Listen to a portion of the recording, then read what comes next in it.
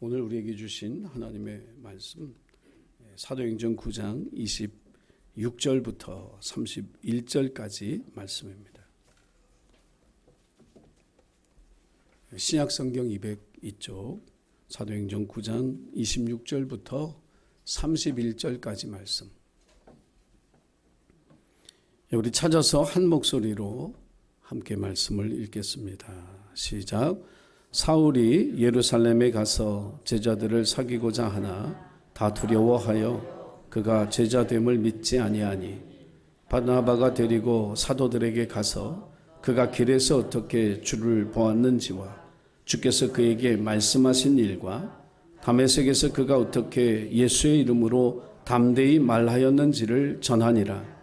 사울이 제자들과 함께 있어 예루살렘에 출입하며 또 주 예수의 이름으로 담대히 말하고 헬라파 유대인들과 함께 말하며 변론하니 그 사람들이 죽이려고 힘쓰거늘 형제들이 알고 가이사라로 데리고 내려가서 다소로 보내니라.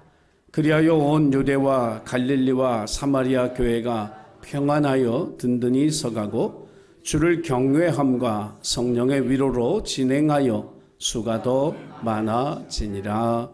아멘. 6월 설교의 주제는 인물이었죠. 인물. 지난 시간에 사도 바울에 관한 이야기했는데 인생 4컷, 사도 바울의 인생의 중요한 4장면을 6월달 내내 설교를 하려고 합니다. 그래서 지난주에는 이제 사도 바울의 인생에서 가장 중요한 한 컷인 예수님과의 만남을 얘기했고요. 오늘 이제 두 번째 동역자들과의 만남입니다. 혼자서 할 수 없는 일이 있죠. 결혼이라는 게 그렇고요. 신앙생활도 그렇습니다. 신앙생활에는 독불장군이 없습니다. 특별히 우리가 교회 중심의 신앙생활을 하면서 하나님께 받은 복 가운데 하나가 뭐냐면 좋은 분들을 만난다는 거예요. 대답이 시원찮은 걸 보니까 아주 좋지는 않고 조금 좋은 것 같은데요. 옆에 분들 한번 보세요. 좋은 분들인지. 좋은 분들이면 좀 안아주기도 하고 좀 악수도 하고 좀 하세요. 좀 그냥 표현을 해야 좋은 줄 알지. 표현을 안 하는데 어떻게 좋은 줄 알겠어요. 표현을 해야지. 저는 제가 참 우리 예신교회, 하나님 사랑하는 이 교회 여러분 같은 좋은 성도들 만나서 목회하는 행복한 목사라고 늘 생각합니다. 여러분들도 저를 만나서 그렇다고 아멘이죠. 네, 감사합니다. 네, 억지 대답 얻는 것 같지만 진심이기를 바라고 또 그렇게 믿습니다. 네. 하나님의 아들인 예수님이 왜 굳이 12제자가 있어야 했을까 생각을 해보면 미스테리한 것 가운데 하나죠. 전능하신 분이고 못하실 일이 없는 분인데 굳이 왜 12명의 제자들을 함께 이렇게 하나님 나라의 사역을 했을까? 그 친구들이 전부 우리가 아는 대로 3년 내내 열심히 가르치셨는데 주님의 뜻을 끝까지 깨닫지 못했던 사람들이고요. 예수님은 십자가 지고 죽으시러 예루살렘 올라갈 때 지들끼리 저 뒤에서 따라오면서 야 누가 높으냐? 나중에 예수님이 왕 되시면 내가 높은 자리 갈 거야, 네가 높은 자리 갈 거야. 이렇게 다투던 사람들이었습니다. 그 결정판은 이제 겟세마네 동산에서 예수님 내버려두고 다 도망가 버렸거든요. 그리고 부활하신 주님을 만나고도 베드로가 하는 말이 우리 고기나 잡으러 가자 이렇게 할 정도로 참 어떻게 보면 키우고 애쓰고 수고한 성과가 없는 열매가 없는 정말 예수님의 동역자 되기에 든든하지 않은 그런 제자들을 데리고 왜 예수님은 굳이 하나님 나라의 일을 하셨을까? 디베랴 바다까지 쫓아가서 고기 고서 먹이면서 생선 먹이면서 밥을 먹이면서 내가 너희를 사랑하고 그러니 너희가 내 양을 쳐라. 너희가 내 교회를 세워라. 이런 말씀을 하셨을까? 여러분 사람이 사람 구실하는 데 있어서 그래서 우리가 이제 사람 구실하라고 학교 보내거든요. 그래서 이제 배우는데 세상에 보면 뭐 박사학위를 받고도 사람 구실 못하는 사람 있더라고요. 동의하시죠? 그래서 또 좋은 경험을 하라고 그래요. 뭐 미국에도 보내고 유학도 보내고 스펙도 쌓아주고 하는데 여전히 사랑구실 못하는 사람이 있더라고요. 이 사랑구실 하는 거는 많이 배워서 하는 것도 아니고 좋은 경험을 많이 한다고 해서 갖는 것도 아니고 결국은 누군가 믿어주고 누군가 사랑할 때 사랑구실을 하더라고요. 예수님이 제자들, 야, 너희는 어떻게 그것밖에 못 깨달았느냐, 그것밖에 안 되느냐고 책망하고 야단치셨더라면 교회 기둥이 될 수 없었던 그 제자들이 예수님 끝까지 믿어주고 끝까지 사랑했더니 교회의 기둥이 되어진 줄로 믿습니다. 베드로가 나중에 성령 받고 나가서 설교하는데 하루에 3,000명이 회개를 하며 하나님 앞에 돌아올 때 주님이 못하셨던 일도 베드로가 했잖아요. 그 서기관들과 이 제사장들이 베드로의 설교를 들으면서 저 무식한 사람, 저 갈릴리 어부가 어떻게 저렇게 율법의 하나님의 뜻에 정통한 성경의 지식을 가지고 있을까 깜짝 놀라는 그런 일들이 일어났습니다. 그것이 바로 믿어주고 신뢰해주고 사랑해준 예수님의 동역자 원리 속에 담긴 그러한 모습인 거예요. 여러분, 예수님도 동역자를 세워서 하나님 나라의 일을 했습니다. 이것이 교회의 원리고 이것이 사역의 원리예요. 그래서 우리의 마음속에 주님의 일을 할 때마다 항상 새기고 해야 될 일이 뭐냐면 동역자와 함께 일하라. 여러분이 누군가의 좋은 동역자가 될 뿐만 아니라 하나님께서 여러분 곁에 좋은 동역자를 붙여주셔서 하나님 나라의 일을 하는 그런 우리 예신교회가 되기를 주의 이름으로 축원합니다. 자, 본문에 나오는 이제 사울이라고 하는 바울, 제가 설교할 때는 그냥 사도 바울로 이렇게 하나로 통일해서 그의 이름을 부르겠습니다. 사도 바울은 탁월한 사람입니다. 오늘날 2000년 기독교 역사의 기초를 놓은 사람이라고 해도 과언이 아닌 그러한 탁월한 인물이었습니다.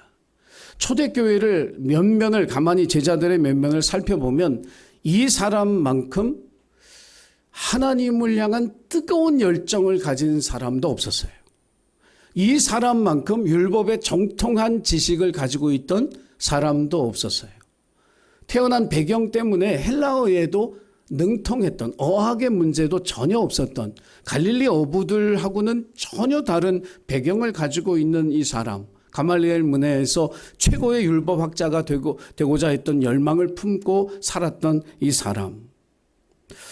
아마 이 당시 초대교회에 있던 어떤 사람도 이 사람이 가진 배경과 이 사람이 가진 능력 이상을 가지고 있었던 사람은 아무도 없었죠. 신약성경 27권 가운데 13권의 책을 쓸 정도로 하나님 앞에 헌신되어진 사람이었습니다. 그런데 하나님은 이 사도 바울에게 예수님과의 만남을 통해서 원하셨던 것이 한 가지 있었어요. 그게 뭐냐면 네가 앞으로 주의 일을 할 텐데 이방의 사도로 쓰임을 받을 텐데 네가 가진 배경과 능력을 가지고 일하는 사람이 되지 말아라.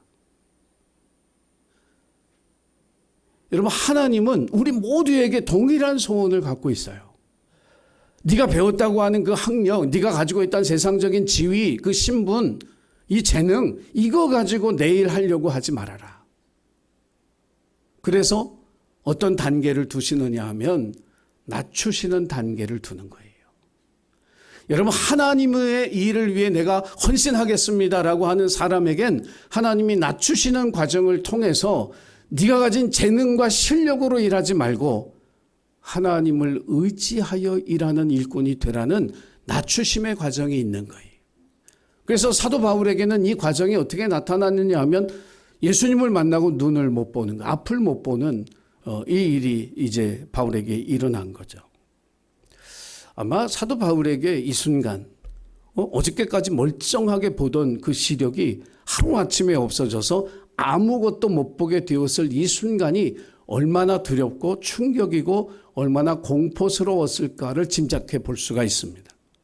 오늘날에야 점자도 있고요. 또 앞을 보지 못하지만 일상의 삶을 살도록 돕는 그런 도구들이 있어요. 그래서 우리가 이제 앞을 보지 못하는 사람들도 우리 세상 속에서 함께 살아가는 이웃이 되어지지만 2000년 전에 팔레스타인 땅에서 앞을 보지 못하면 갈 곳이 딱 한 군데밖에 없는 거잖아요. 사람들이 드나드는 성문 앞에 혹은 사람들이 예배드리러 올라가는 성전 앞에 동냥하는 것밖에는 갈 길이 없는 거잖아요. 최고의 율법학자가 되고 싶었던 야망을 가지고 있었던, 하나님을 향한 특별한 열심이 있었던 사도 바울에게 자기에게 닥친 이 현실은 정말 믿어지지도 않고 받아들일 수 없는 그런 순간이었을 거란 그런 생각이 듭니다. 여러분, 하나님께서 사도 바울을 왜 이렇게 낮추셨을까? 그 분명한 이유가 있거든요. 오늘 우리에게도 동일하게 하나님이 이 바울의 눈이 먼 이야기를 통해서 하시는 말씀이 있는데, 그게 뭐냐면 네가 가지고 있는 거 자랑하지 말라. 오늘 네 거지만 내일은 네 것이 아닐 수도 있다는 거예요. 건강하죠? 네 건강 내일도 건강할지 장담 못한다. 네 재산 내일도 네가 갖고 있을지 장담 못한다. 네 재능 내일도 네 것일 수 있다고 장담 못한다. 하루아침에 자기 시력을 잃고 나니까 그걸 아는 거예요. 그렇구나. 이게 내 거라고 내가 가지고 있는 거지만 내일도 내 것이라는 보장이 없는 거예요. 세상에 있는 그 어떤 것도 사도 바울이 의지할 수 있는 게 없는 거예요. 신뢰할 수 있는 게 없는 거예요. 힘으로 삼을 만한 것이 내일도 세상의 것이 있으리라는 보장이 없다라고 하는 사실을 이 낮추심의 과정을 통해서 바울이 깨닫게 되는 겁니다. 사랑하는 우리 예수님 가족 여러분, 하나님을 만나면 하나님만이 우리의 의지의 대상이 되어야 할 줄로 믿습니다. 그렇기 때문에 버려야 되는 거예요. 지난주 시간에 말씀드린 것처럼 로버트 멍어의 내 마음 그리스도의 집이라고 하는 책 속에서 예수님에게 내 삶의 모든 영역에, 내 삶의 모든 방에 열쇠를 드리는 그 믿음의 결단이 있어야 된다라고 하는 거, 하나님 앞에 맡기며 살아가야 하는 것, 이것이 예수 만난 사람의 삶이라고 하는 거죠. 그래서 예수 만난 사람의 삶에 일어나는 그 변화가 열매가 되려면, 하나님이 기뻐하시는 사람으로 변화가 되려면 그 믿음의 결단이 있어야 되는 거예요. 여러분, 하나님을 만나면 나를 위해서 쓰던 시간이 이제 하나님을 위해 쓰는 시간이 있고, 이웃을 위해 쓰는 시간이 있고, 나를 위해 쓰는 시간으로 3분의 1씩 갈라지는 거예요. 하나님 만나기 전에 물질 나만 위해 쓰면 돼요. 근데 하나님 만나고 나니까 하나님 앞에 드려야 되고, 이웃을 위해 나눠야 되고, 또 나를 위해도 써야 되는 그런 물질로 이 목적과 용도가 바뀌는 거죠. 하나님 만나기 전에는 높아지기 위해서, 성공하기 위해서 살았지만, 이제 하나님 만나고 나니까 가장 낮은 곳에서 하나님을 섬기고 이웃을 섬기기 위해서 살아가는 삶으로 변화가 돼야 되는데, 이것이 어려우니까, 이 결단이 안 되니까 우리의 삶에 진정한 변화가 일어나지 않는다라고 하는 거예요. 그래서 여러분, 주님을 만난 사람으로서의 이 변화의 결단을 할 수 있도록 성령님을 의지하고 하나님을 의지하셔서 이 결단을 통해서 하나님 기뻐하시는 그리스도인으로서, 하나님의 자녀로서 살아가게 되기를 주의 이름으로 축원합니다. 그래서 이 바울이 이 충격적인 사건을 당하면서 하나님이 바울의 낮추심을 받아들일 수 있도록 두 사람의 동역자를 붙여주셨는데, 그 중에 한 사람이 아나니아라고 하는 제자였습니다.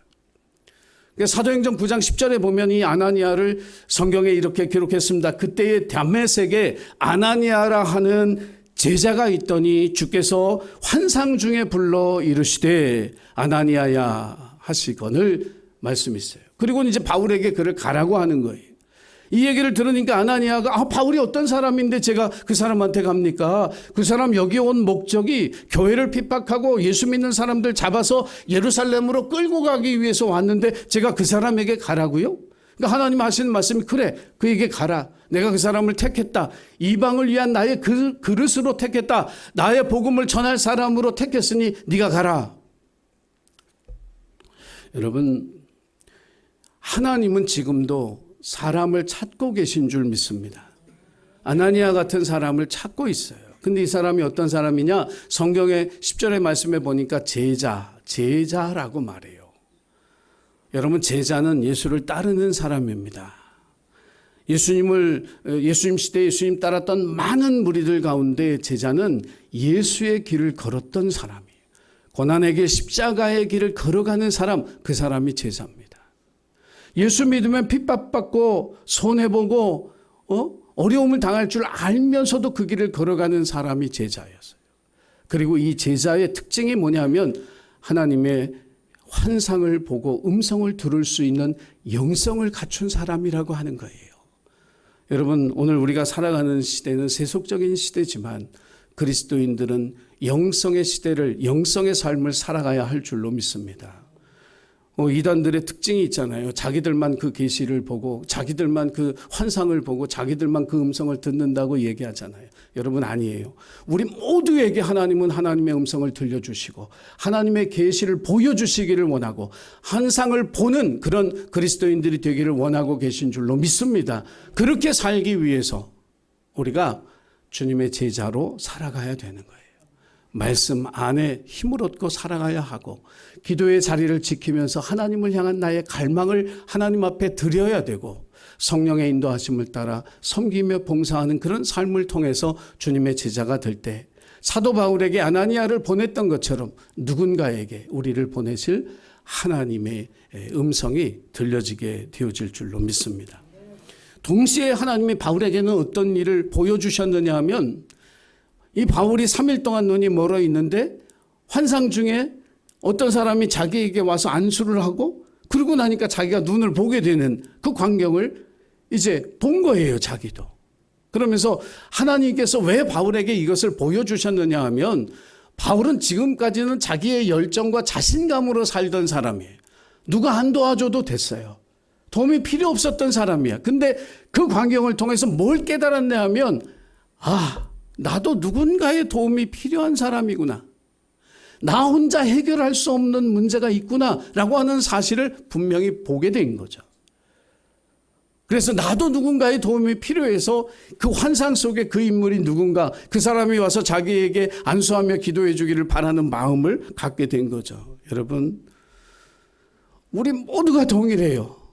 나 혼자 살 수 없어요. 독불장군은 없어요.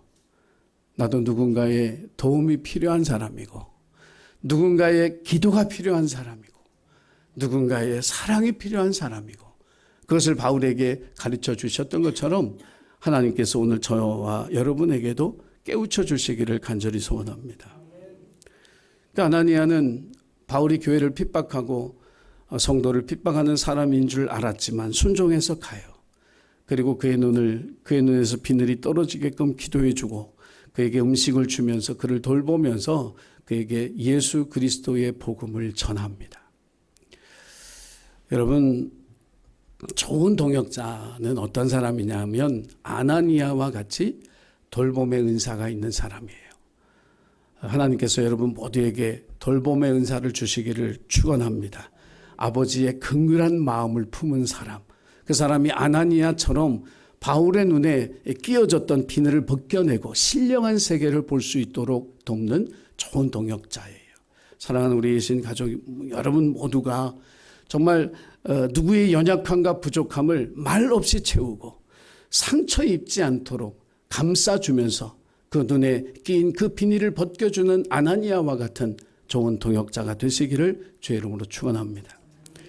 두 번째로 준비한 사람이 바나바예요.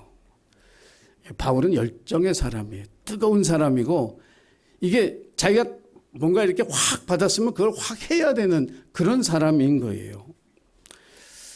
이 사람이 눈 뜨자마자 아나니아가 전해준 예수 그리스도의 진리를 듣자마자 다메섹에 있는 회당으로 갑니다. 그 당시 회당이라고 하는 이 다마스커스의 회당은 유대인들이 모이는 공동체의 모임 장소예요. 그래서 유대인들은 지금도 세계 어디를 가나 10가정이 있으면 반드시 회당을 세웁니다. 그 회당을 세우는 비용을 같이 분담하고 그곳에서 율법을 가르치고 아이들 가르치고 유대교적인 정신과 문화와 신앙을 가르치는 회당을 만들어요. 그러니까 초기의 초대교회에서는 유대교와 아직 분리가 되어지지 않았기 때문에 다마스커스에 있는 이 회당은 유대교도들도 모이고 기독교인들도 모이는 회당이 모임 장소인 거예요. 이 사람이 나와서 거기서 얘기하는 거예요. 예수가 하나님의 아들입니다. 이렇게 외치기 시작을 한 거예요. 그랬더니 일단 교인들이 쇼크를 먹었어요. 저놈 우리 잡으러 온 놈인데 예수가 하나님의 아들이라고 하니까 어이가 없는 거예요. 근데 유대인들은 더 어이가 없어요. 저놈이 예수 믿는 것들 잡으러 왔는데 아니 그 편에 서 가지고 예수가 하나님 아들이라고 하니까 여러분 너무 뜨거우면 식혀지지가 않으면 위험해요. 결국 유대인들이 죽이려고 모의를 하는 거예요. 그래가지고는 이 기독교인들이 이 다메섹의 교인들이 한밤중에 광주리에 바울을 매달아서 이렇게 성 밖으로 피신하도록 도와주죠. 근데 바울은 열정의 사람이에요. 직진밖에 몰라요. 그러면 어디 가서 조용히 좀 숨어 있으면 좋은데 어디로 가느냐? 예루살렘으로 가요. 이게 범의 아가리로 들어가는 거예요. 아주 이게 안 돼. 이 양반은 또 그게 안 돼. 열정이 너무 뜨거워서 그게 주체가 안 되는 사람이에요. 여러분, 그러나 열정이라고 하는 걸 우리가 자칫 오해하면 바울 같은 이런 막 앞뒤 안 보고 뭐 그냥 좌우 가리지 않고 직진하는 게 열정이라고 생각하지만 열정이 진짜 열정이 되고 열정이 열매가 맺으려면 올바른 목적과 방향을 잡아야 돼요. 올바른 목적과 방향을 잡지 못한 열정은 자기 고집인 거예요.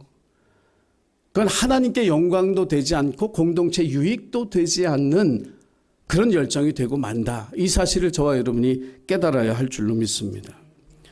그 한경직 목사님이 받았다고 하는 종교계의 노벨상이 존 템플턴 상이라는 이 상을 제정한 존 템플턴 목사님이 열정, 행복한 변화로 이끄는 내 삶의 기관차라고 하는 책에서 열정에 대해서 그가 강력하게 외칩니다. 열정 없이는 아무것도 이루어지지 않습니다. 그리고 열정을 이 주변 사람들에게 전염시켜야 합니다. 그러면서 아주 강력하게 이 열정이 전파되어야 된다는 이야기를 하면서 한 가지 주의사항을 주는 게 있는데 뭐냐면 열정에 담긴 깊은 뜻이 하나 있는데 이것은 잊지 말아야 된다는 거예요. 영어로 인투제지엄이라고 하는 이 열정이라고 하는 이 단어는 헬라어에서 왔어요. 엔데오스라고 하는 말에서 왔는데 엔데오스라고 하는 말은 엔은 with, 함께라고 하는 말이고 데오스는 하나님이에요. 그러니까 하나님과 함께예요. 다시 말하면 열정이라고 하는 게 뭐냐면 하나님과 함께하는 사람에게 주시는 역동적인 에너지인 거예요.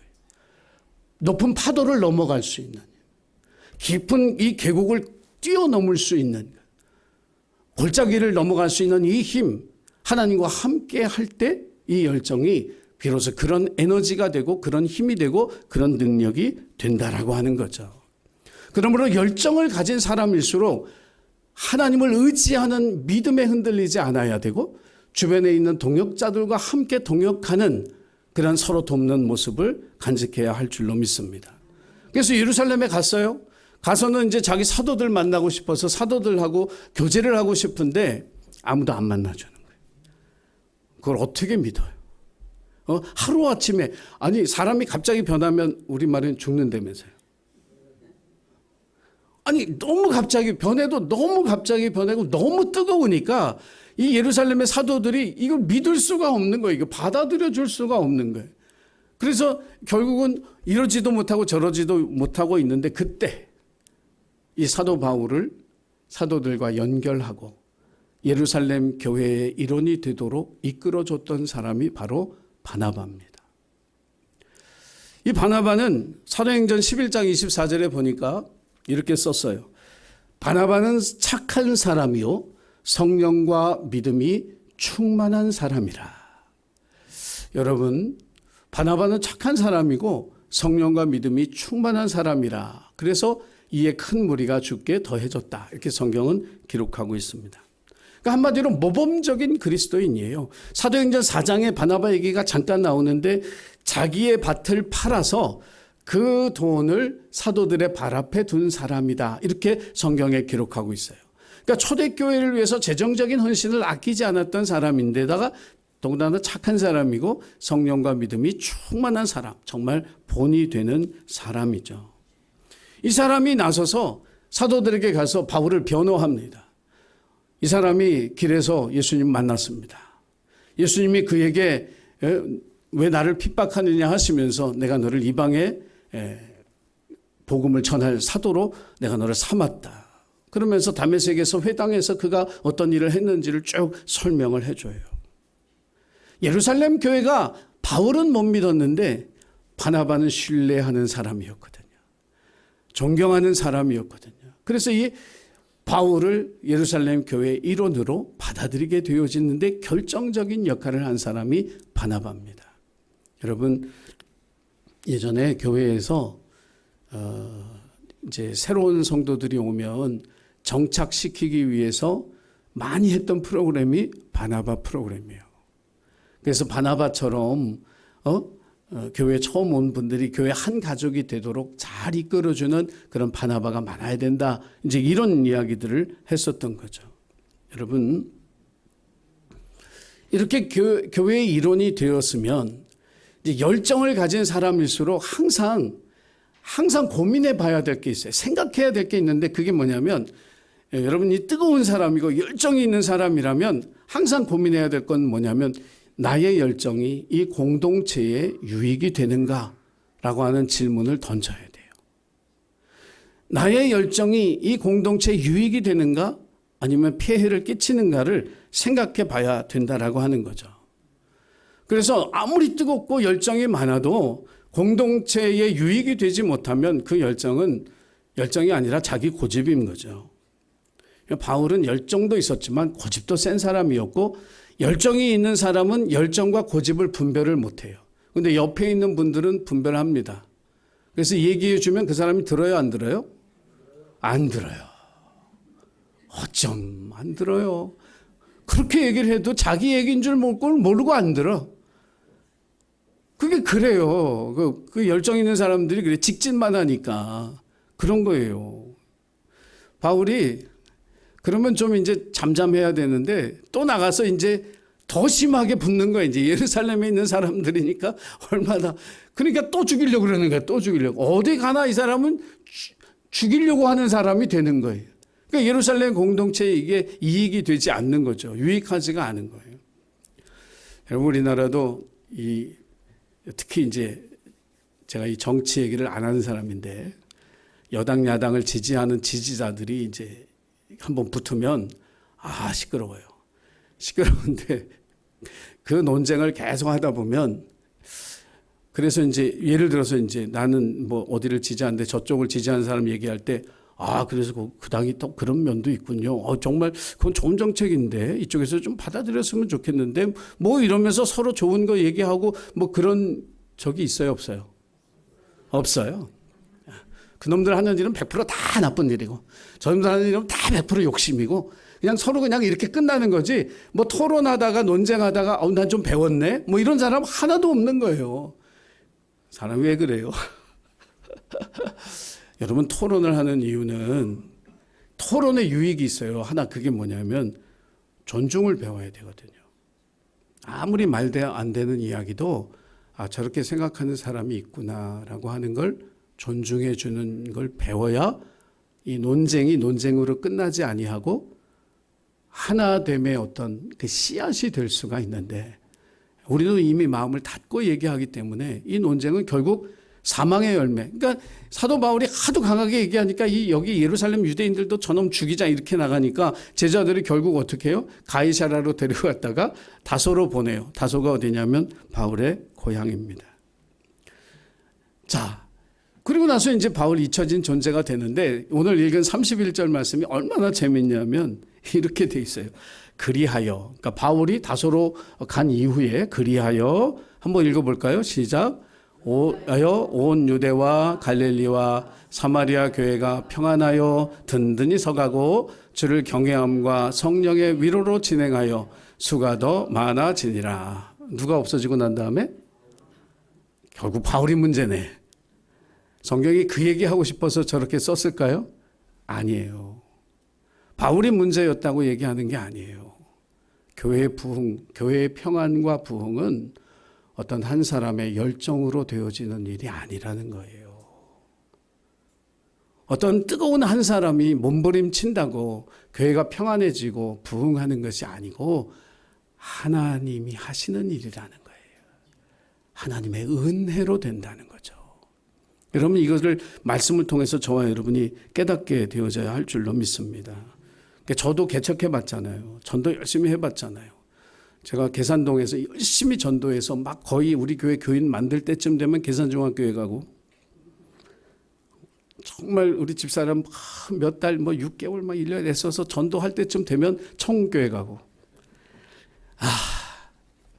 제가 어느 날은 하나님 앞에 이제 전도 안 해요. 땡깡이 나가지고 이제 전도 안 해요. 막 그런 어이가 없는 게 그 다음 주에 한 가정이 등록을 했어. 제가 이게 뭐지? 그거예요, 그거. 우리가 몸부림치고 열정을 낸다고 해서 교회가 평안하고 또 교회가 부흥하는 거 아니고, 우리가 믿음을 지키고 교회를 든든히 세워나갈 때 하나님이 우리를 찾아오시는 부흥이 일어나게 되는 줄 믿으시기를 바랍니다. 나의 열정으로 되는 게 아니에요. 하나님의 열심으로 되는 거죠. 자, 그 잊혀진 사도 바울은 어떻게 됐을까? 이제 예루살렘 교회를 핍박을 받아서 예루살렘 교인들이 사방으로 흩어져 가서 안디옥에 갔습니다. 그곳에서 교회가 부흥하기 시작할 때 예루살렘의 사도들이 누구를 보내느냐 하면 바나바를 안디옥 교회에 파송을 해요. 바나바가 와서 보니까 사람들 뜨겁고 열심을 내고, 근데 말씀을 가르쳐야 되겠어요. 그래서 그때 바나바가 다시 다소까지 직접 찾아가서 바울에게 손을 내밉니다. 나랑 같이 가서 사역하자. 그래서 사도 바울이 이 안디옥 교회에 와서 1년 동안 같이 사역합니다. 헌신적으로 사역해서 2가지 열매가 맺어지는데, 그 첫 번째가 뭐냐면 크리스찬이라는 이름을 얻어요. 그러니까 그 당시까지 예수를 따르는 사람들을 따로 부르는 이름이 없었어요. 그런데 사도 바울과 바나바의 동역을 통해서 이제 안디옥에 사는 사람들은 그 사람들을 보고 크리스찬, 그리스도인이야, 이렇게 부르기 시작했고요. 그리고 나서 그 기독교회 최초의 선교사 파송이 이루어집니다. 바나바와 바울에게 안수하고 그들을 선교사로 파송해서 땅끝까지 복음이 가는 이 위대한 한 장면을, 기독교 역사의 한 장면을 만들어내는 열매가 맺어지게 됩니다. 잊혀진 바울을 찾아갔던 바나바, 저와 여러분에게 그런 바나바의 발걸음이 있기를 주의 이름으로 부탁을 드립니다. 사랑하는 예신 가족 여러분, 우리의 배경과 재능으로 일을 하는 것 아니고 하나님의 은혜로 일하는 좋은 동역자들이 되시기를 바랍니다. 혼자의 열정이 아니라 동역자들과 함께하는 성령의 인도하심 속에 합력하여 선을 이루는 하나님의 부흥을 가져오는 저와 여러분이 되기를 주의 이름으로 축복합니다. 기도하겠습니다. 거룩하신 하나님, 예수님이 12제자와 함께 동역하신 것처럼 동역자와 함께 일하라고 하는 하나님의 거룩하신 뜻을 우리가 마음에 새기며 서로에게 좋은 동역자 되게 하여 주옵시고, 아나니아와 같이, 바나바와 같이 바울의 곁에 있었던 좋은 동역자를 통해 하나님의 부흥과 교회 평안이 이루어졌던 것처럼 우리의 동역을 통해 주님의 교회가 평안하고 부흥해지는 그런 귀한 열매가 맺도록 축복해 주옵소서. 감사드리며 예수님의 이름으로 기도하옵나이다. 아멘.